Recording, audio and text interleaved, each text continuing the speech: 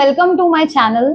अब हम पढ़ने वाले हैं क्लास 10th का चैप्टर 2 पॉलिनोमियल्स। ठीक, कुछ नहीं है, एक एल्जेब्रिक एक्सप्रेशन है।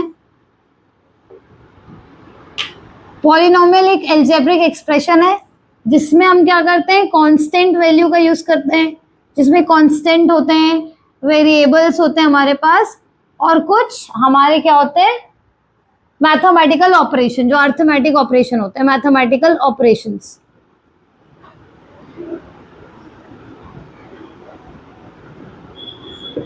ठीक है, तो एल्जेब्रिक एक्सप्रेशन क्या है? एल्जेब्रिक एक्सप्रेशन एक कॉम्बिनेशन है किसका, कांस्टेंट का, वेरिएबल का और मैथमेटिकल ऑपरेशंस का। ठीक है, तो अब मैं यहाँ पे सारे टर्म्स आपको बता दूंगी, वेरिएबल क्या होता है, कांस्टेंट क्या होता है। अब जैसे मैंने कोई टर्म, जैसे मैंने लिखा 2x + 5 इक्वल्स, ये ऐसे मैंने एक इक्वेशन लिखा, इस पे ये जो x y z a b c d जो भी अल्फाबेट का यूज होता है, ठीक है, जब भी इक्वेशन में जो भी अल्फाबेट्स का यूज होता है, A B C D X Y Z, इनको हम कहते हैं वेरिएबल्स। ये कहलाते हैं हमारे वेरिएबल्स। ठीक है, और ये जो आपकी ये जो वैल्यू है जो कांस्टेंट है, मतलब इसके साथ कोई भी वेरिएबल नहीं है, तो ये कहलाता है हमारा कांस्टेंट। ये जो नंबर लिखा हमने, ये 5, ये कांस्टेंट है। ये जो एक्स वाई जेड है, जितने भी अल्फाबेट्स यूज हो रहे हैं एल्जेब्रिक एक्सप्रेशंस में, वो वेरिएबल है आपके। ठीक है, तो मैंने आपको बता दिया वेरिएबल्स और कांस्टेंट क्या होता है। तो ये एक एल्जेब्रिक एक्सप्रेशन है जिसमें वेरिएबल भी है, कांस्टेंट भी है, और ये प्लस और माइनस आपके मैथमेटिकल ऑपरेशंस होते हैं। तो इन्हीं के कॉम्बिनेशन को ही हम क्या कहते हैं, पॉलिनोमियल्स। तो मैंने आपको ये पॉलिनोमियल बता दिया। अब हम देखते हैं कितने टाइप के पॉलिनोमियल्स होते हैं आपके पास। तो जैसे मैंने लिखा 2x + 5। अब हमारे पास क्या होता है, ये जो वेरिएबल्स होती है ना, इसके ऊपर पावर होती है।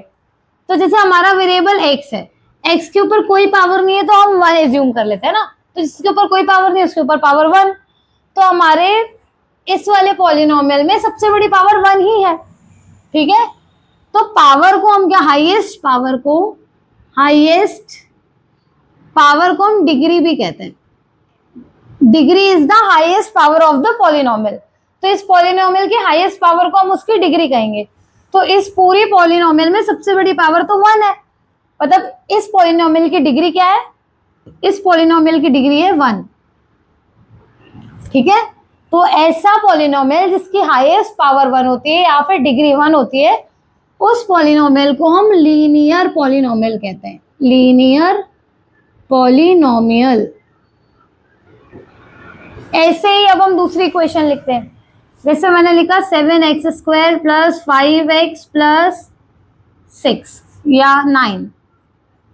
अब मैंने ये एक और एल्जेब्रिक एक्सप्रेशन, मतलब मैंने एक और पॉलिनोमियल लिखा। अब इस पॉलिनोमियल पे एक वेरिएबल ये है और एक वेरिएबल ये है, इसके ऊपर मैं पावर 1 लगा देती हूँ। ठीक है, और यहाँ पर लगा हुआ है 2। तो इस पॉलिनोमियल की सबसे बड़ी पावर 2 है, मतलब इस पॉलिनोमियल की हाईएस्ट पावर 2 है, मतलब डिग्री 2। इस पॉलिनोमियल की डिग्री कितनी है, 2, डिग्री 2 है।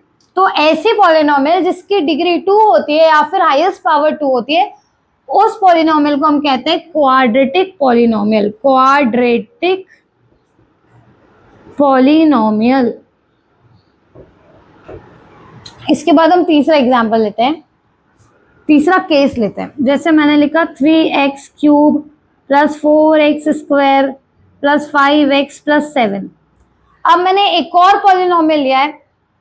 इस पॉलिनोमियल में सबसे बड़ी पावर दिख रही है हमें 3, सबसे बड़ी पावर दिख रही है 3, है ना। इसका मतलब इस पॉलिनोमियल की डिग्री क्या हो गई, 3। तो ऐसी पॉलिनोमियल जिसकी हाईएस्ट पावर 3 होती है या फिर डिग्री 3 होती है, उस पॉलिनोमियल को हम कहते हैं क्यूबिक पॉलिनोमियल। Cubic polynomial. तो इस चैप्टर में हमें यही तीन, ये चैप्टर का नाम, तो इस चैप्टर में हमें तो ये इसके आपने 3 पॉलिनोमियल्स पढ़े, समझ में आया तीनों पॉलिनोमियल? तुझे समझ में आया पक्का? ठीक है, डिग्री 1 मतलब डिग्री क्या होती है, हाईएस्ट पावर को ही हम डिग्री कहते हैं। तो डिग्री 1 होगी किसी पॉलिनोमियल की तो उसको हम लीनियर पॉलिनोमियल कहेंगे। किसी पॉलिनोमियल की डिग्री 2 होगी तो हम उसको क्वाड्रेटिक पॉलिनोमियल कहेंगे, और पॉलिनोमियल की डिग्री अगर 3 होगी तो उसको हम क्यूबिक पॉलिनोमियल कहेंगे। तो इन्हीं एक और टर्म यूज होती है, जैसे मैंने बोला 2x + 5, उस टर्म को कहते हैं कोएफिशिएंट। कोएफिशिएंट। तो ये कोएफिशिएंट का क्या मतलब होता है? जैसे मैंने बोला आपको x टर्म का कोएफिशिएंट बताना है, x टर्म का कोएफिशिएंट बताना है, तो आपको x वाली टर्म देखनी है। तो ये है आपकी x वाली टर्म, ठीक है। तो इस x के सामने जो न्यूमेरिकल वैल्यू दिया है आपको, ठीक है, तो इस x के सामने जो नंबर दिया है आपको, वही क्या होता है, x का कोएफिशिएंट। तो कोएफिशिएंट ऑफ x इस केस में हो जाएगा 2। अच्छा, अगर अब इक्वेशन आपको दी रहती 3x² - 5x + 7 और आपसे पूछता कोएफिशिएंट ऑफ x² बताओ, अगर आपसे x² का कोएफिशिएंट पूछता तो आप x² वाली टर्म देखते, ये x² वाली टर्म है, तो x² के सामने कौन सा न्यूमेरिकल वैल्यू दिया आपको, 3, तो इसका कोएफिशिएंट हो गया 3। अच्छा, अगर आपसे पूछता कोएफिशिएंट ऑफ x, सिर्फ x का कोएफिशिएंट पूछता, तो x वाली टर्म ये थी, अब x वाली टर्म ये है, तो उसके सामने क्या लिखा है, -5, तो x का कोएफिशिएंट हो जाता -5। तो ये था कोएफिशिएंट। अब हम ग्राफ के बारे में, ग्राफिकल रिप्रेजेंटेशन के बारे में बात कर लेते हैं। तो ग्राफिकल रिप्रेजेंटेशन ऑफ पॉलिनॉमियल्स,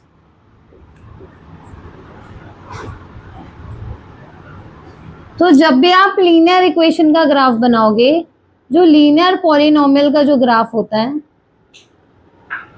ठीक है, वो आपको हमेशा क्या मिलता है, स्ट्रेट लाइन मिलती है, एक स्ट्रेट लाइन मिलेगी।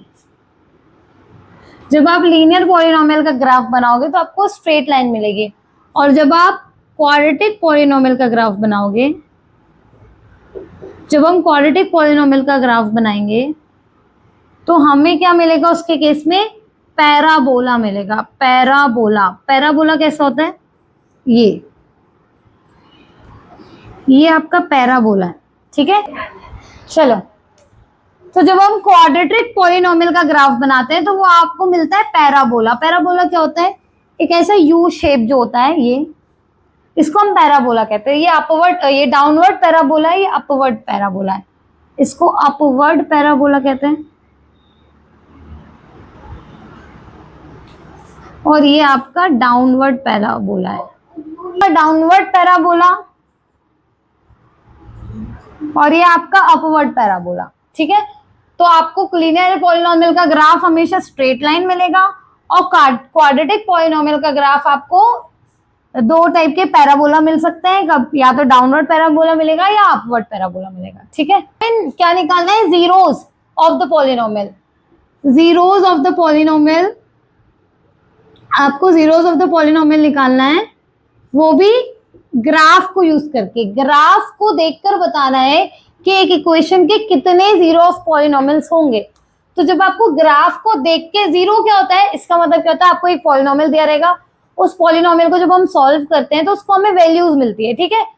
तो देखो, जीरोज ऑफ द पॉलिनॉमियल हम निकालना सीखेंगे अभी आगे ग्राफ में कैसे निकालते हैं, ठीक है। बस आप अभी ये देखो कि जीरोज ऑफ द पॉलिनॉमियल, किसी ग्राफ को देखकर हमें अगर जीरो ऑफ द पॉलिनॉमियल पता करना है कि कितने जीरोज मिलेंगे हमें, ठीक है, तो वो हम कैसे करते हैं। तो zeros of the polynomial graph से कैसे निकालते हैं कि आपका जो ग्राफ होगा, ठीक है, वो एक्स एक्सिस को जितनी बार इंटरसेक्ट करेगा, एक्स एक्सिस को जितनी बार इंटरसेक्ट करेगा,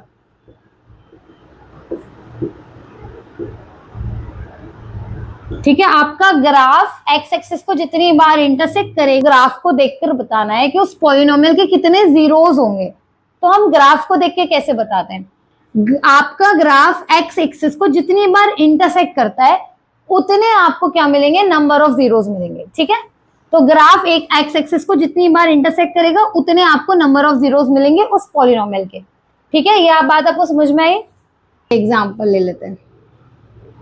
अब आपको पता है ये क्या होती है, हॉरिजॉन्टल वाली लाइन को हम एक्स एक्सिस कहते हैं, और ये जो वर्टिकल लाइन होती है इसको हम वाई एक्सिस कहते हैं, ठीक है।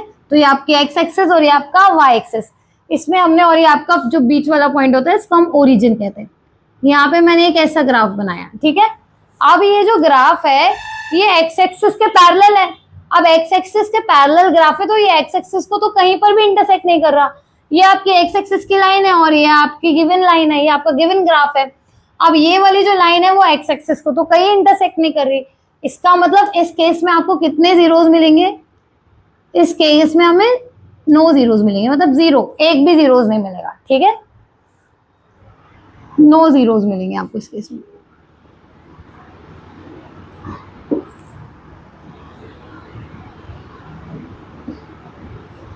मान लीजिए ऐसा दिया है, दिस ऐसा वो कोई ग्राफ दिया आपको। अगर ऐसा ग्राफ दिया है तो देखिए ये तो यहां पर भी इंटरसेक्शन हो रहा है और यहां पर भी इंटरसेक्शन हो रहा है, पर यहां पर जो इंटरसेक्शन हो रहा है वो वाई एक्सिस पे हो रहा है और यहां पर जो इंटरसेक्शन हो रहा है वो एक्स एक्सिस पे हो रहा है। तो आपका ग्राफ क्या बताना है? एक्स एक्सिस पे। आपका ग्राफ एक्स एक्सिस को जितनी बार इंटरसेक्ट करेगा उतने नंबर ऑफ जीरोस आएंगे। तो एक्स एक्सिस को ये वाला ग्राफ सिर्फ एक ही बार इंटरसेक्ट कर रहा है, तो इस केस में आपको कितने जीरोस मिलेंगे? इस केस में आपको एक जीरो मिलेगा। ठीक है, ये एग्जाम्पल है। तो ये समझ में आया? तो आपको जब भी ग्राफ को देखकर निकालना हो कितने जीरोस मिलेंगे पॉलिनोमियल के, तो आपको कुछ नहीं, आपको देखना है कि आपका ग्राफ एक्स एक्सिस को कितनी बार इंटरसेक्ट कर रहा है। जितनी बार इंटरसेक्ट करेगा उतनी बार आपको उतने जीरोस मिलेंगे। ठीक है।